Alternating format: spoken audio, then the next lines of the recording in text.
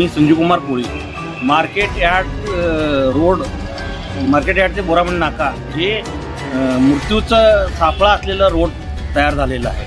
जिथं माणसांनी मृत्यूला आमंत्रण देण्याचा रोड आहे, तिथं माणूस वाचण्याची शक्यता बिलकुल नाही. आज सकाळी मी वॉकिंगवरनं घरी जात असताना पेट्रोल पंपाच्या अलीकडे माणसाला टायरखाली घेतला.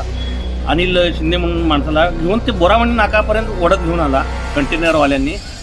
सिद्धारामेश्वरची कृपा म्हणायचं, तो माणूस सिद्धारामेश्वरच्या भक्ताला मी जाऊन हे केलं आणि तिथल्या लोकांनी सहकार्य केल्यामुळे तो माणसाचा जीव वाचला.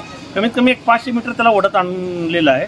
तिथं सगळं इथं जड वाहतूक बंद व्हायला पाहिजे आणि इथं रोज ना रोज एक ॲक्सिडेंट होत आहे. तिथं मृत्यूला आमंत्रण, त्या रोडवरनं जायचं म्हटलं तर मृत्यूला आमंत्रण देण्यासारखं आहे. आणि पोलीस लोक काय करतात, 500-1000 रुपये घेतात आणि मोठे जड वाहनं सोडून टाकतात. तिथं लोक मरू दे अगर काहीही करू दे, त्यांना त्याच्याशी काही देणं घेणं नाही. आज सकाळी एवढं हे केलं तर पोलीस नव्हते, कोणी ट्रॉफिकवाल्या नव्हते. कमीत कमी तिथं हे थरारमय नाट्य, माणूस गाडीखाली अर्धा तास अडकून पडला होता. आम्ही प्रयत्न करून त्या माणसाचं काढून ॲम्ब्युलन्स बोलवून त्याला सिव्हिलला पाठवलं. कोणीही मदत करायला तयार नव्हते पोलीसवाले.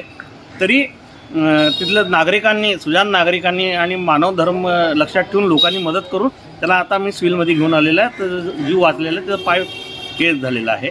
तरी याचं माननीय पोलीस कमिशनर साहेबांनी लक्ष घालून या रस्त्याचं हे मान्य तिथले जेलरोड पोलीस ठाणे किंवा ट्रॉफिकचे PI अधिकारी त्यांना जातीने त्यांच्याकडं लक्ष देऊन सांगणे की बाबा त्या रोडवर मार्केट यार्डपासून ते किंवा ॲग्रो इंडस्ट्रीजपासून ते बोरामंडी नाका ह्या रोडवर होईल तेवढं पोलीस जास्त ठेवणे, इमर्जन्सी गाडी ठेवणे, ॲम्ब्युलन्स ठेवणे. रोज 1-2 ॲक्सिडेंट होत असतात.